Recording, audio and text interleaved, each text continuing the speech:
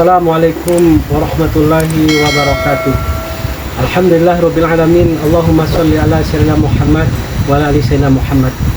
Bapak Ibu dirahmati Allah Subhanahu wa taala. Alhamdulillah bersobo awak balik di program mengulang-ulang kaji. Lancar kaji diacok diulang. Pada kesempatan kali ini kita akan coba membahas sebuah tema, yaitu dengan judul Baiti Jannati atau rumahku adalah surgaku.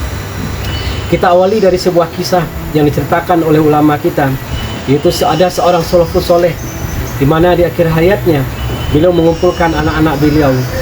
Lalu setelah itu beliau ungkapkanlah rasa cinta beliau kepada anak-anaknya ini. Apa kata beliau?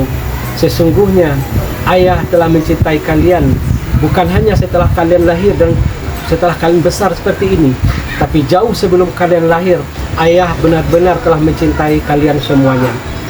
Lalu anak-anaknya bertanya, kalau ayah mencintai kami sebelum kami lahir, kami merasakan betapa luar biasanya cinta dan sayang ayah kepada kami. Lalu bagaimana cara ayah menyayangi dan mencintai kami sebelum kami lahir? Maka apa kata ulama ini? Seorang salafus soleh ini, bukti bahwa ayah cinta dan sayang kepada kalian semua, yaitu jauh sebelum kalian lahir, ayah telah memikirkan, ayah telah selektif memilih calon ibu yang akan membesarkan, yang akan mendidik kalian untuk dekat dengan Allah Subhanahu wa taala. Dan itulah ibu kalian hari ini, seorang wanita soleha yang alhamdulillah telah sukses membesarkan kalian tumbuh menjadi anak-anak yang soleh dan soleha. Maka Bapak Ibu dirahmati Allah Subhanahu wa taala, berangkat kita dari kisah ini, ternyata pernikahan dalam Islam bukan hanya sekedar pelampiasan syahwat belaka saja, pelampiasan hubungan biologis belaka saja, tapi jauh dari itu. Bagaimana hakikat atau inti dari pernikahan itu dalam Islam adalah bagaimana dari pernikahan itu melahirkan generasi yang soleh dan soleha yang akan menegakkan hukum agama Allah di muka bumi ini, yaitu bagaimana lahir anak-anak yang akan melanjutkan risalah Islam ini kepada generasi-generasi berikutnya. Maka berangkat kita dari rumah tangga baginda Nabi Muhammad SAW, bagaimana dari kesederhanaan rumah tangga beliau itu, beliau bisa berkata, Baiti Jannati, rumahku adalah surgaku. Apa rahasianya? Maka seperti dijelaskan oleh ulama kita, ternyata di antara rahasia kenapa Rasulullah SAW bisa berkata Baiti Jannati, rumahku adalah surgaku, maka dijelaskan oleh ulama kita, sekurang-kurangnya ada 5 hal, 5 karakteristik dari rumah tangga baginda Nabi Muhammad SAW yang bisa kita contoh dalam rumah tangga kita. Apa itu? Yang pertama, bagaimana dari rumah tangga beliau itu, beliau jadikan rumah beliau itu berfungsi sebagai masjid. Artinya suasana-suasana yang ada di masjid beliau hadirkan di rumah tangga beliau. Bapak Ibu dirahmati Allah Subhanahu wa taala, apa suasana masjid yang kita rasakan hari ini? Yaitu di suasana masjid, bagaimana setiap orang yang ada di masjid atau di musola, mereka pasti selalu menjaga wuduk mereka. Ketika wuduk mereka batal, mereka ulangi lagi wuduk mereka. Maka kebiasaan baik ini kita coba hadirkan di rumah kita. Bagaimana kita sebagai ayah mendisiplinkan diri kita, menjadi contoh tauladan bagi istri kita, bagi anak-anak kita. Bagaimana semua anggota keluarga di rumah terbiasa menjaga wudhu mereka, sehingga di rumah tangga kita orang-orang yang ada di situ berada dalam keadaan selalu suci, selalu bersih, dan selalu dalam naungan Allah Subhanahu wa taala, dalam rahmat Allah Subhanahu wa taala. Karena Allah sangat senang kepada orang yang selalu mensucikan dirinya, menjaga wuduknya. 70.000 malaikat yang akan selalu menjaga mereka, dan begitu banyak keutamaan-keutamaan kalau kita senantiasa menjaga wuduk kita.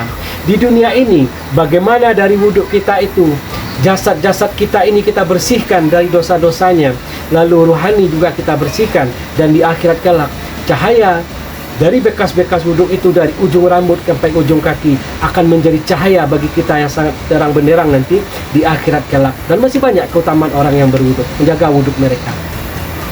Lalu ketika orang berada di masjid, semua orang yang berada di masjid selalu menjaga ucapan mereka. pantang bagi mereka berkata-kata kotor, pantang bagi orang-orang di masjid mencaci maki, mengolok-olok, berkata kotor, apalagi bergibah, bergunjing. Mereka bisa mengendalikan lisan mereka. Maka hadirkan suasana masjid ini ada di rumah tangga kita. Bagaimana masing-masing kita di rumah tangga berhati-hati dengan lisannya.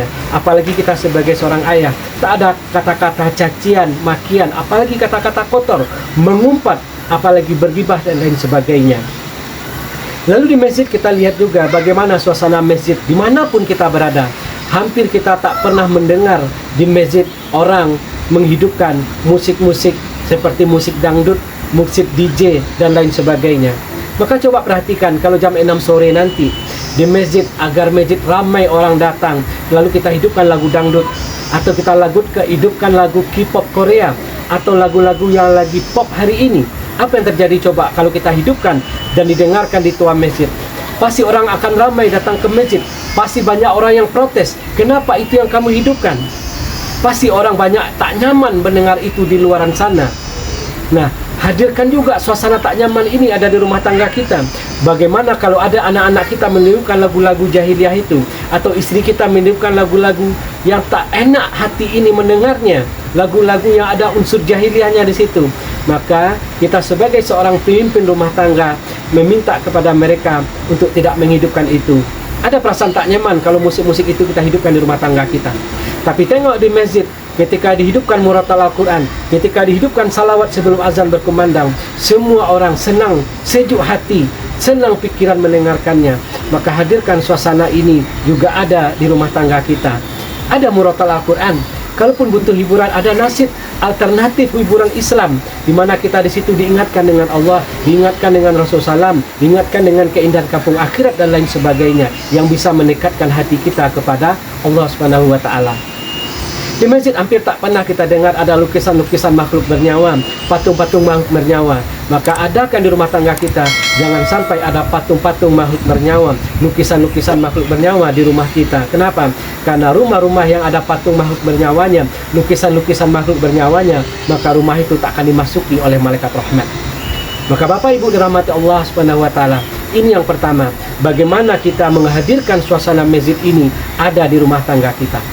Lalu ciri khas kedua dari rumah tangga baginda Nabi Muhammad SAW ialah rumah tangga beliau itu berfungsi sebagai madrasah, tempat semua anggota keluarga menuntut ilmu pengetahuan, terutama ilmu pengetahuan berkaitan dengan kehidupan kampung akhirat, ilmu pengetahuan yang bisa mendekatkan diri mereka, yang menambah kualitas keimanan mereka. Maka jadikan rumah tangga kita juga seperti itu, menjadi madrasah, tempat anggota keluarga menambah ilmu pengetahuan, terutama ilmu pengetahuan Islam ini yang bisa meningkatkan kualitas keimanan mereka. Maka ibarat madrasah, seorang ayah adalah kepala sekolahnya, ibu adalah guru spiritual atau guru agamanya.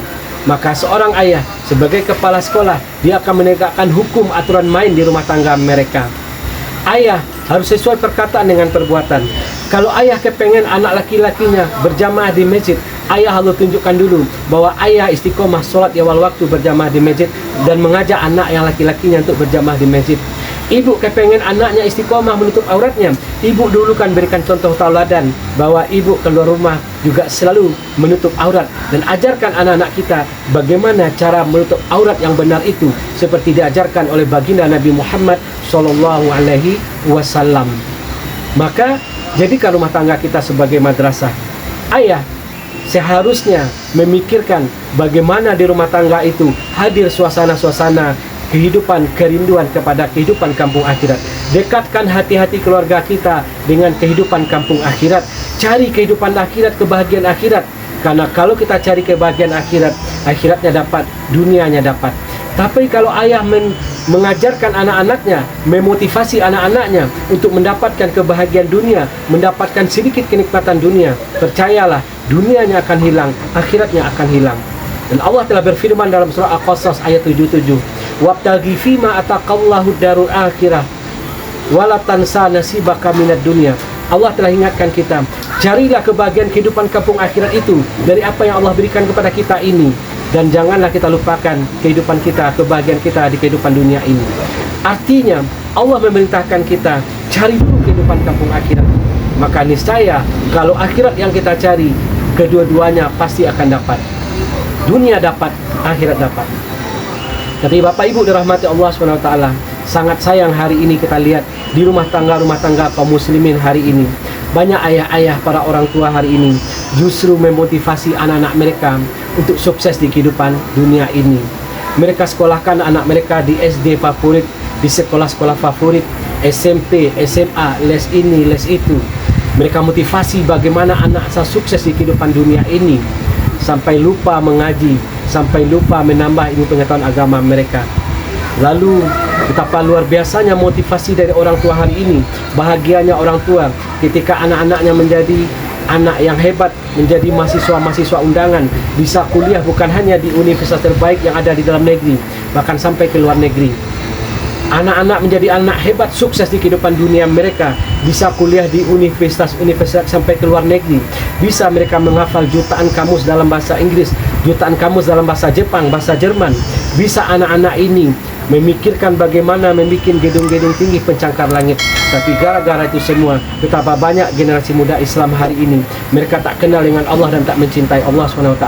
Mereka tak kenal dengan Rasulullah SAW dan tak mencintai Rasulullah SAW. Bahkan lisan mereka jarang bersalawat kepada baginda Nabi Muhammad SAW. Betapa banyak generasi muda Islam hari ini, pekerjaan paling berat, paling jauh terasa bagi sebagian besar mereka melangkahkan kaki ke masjid.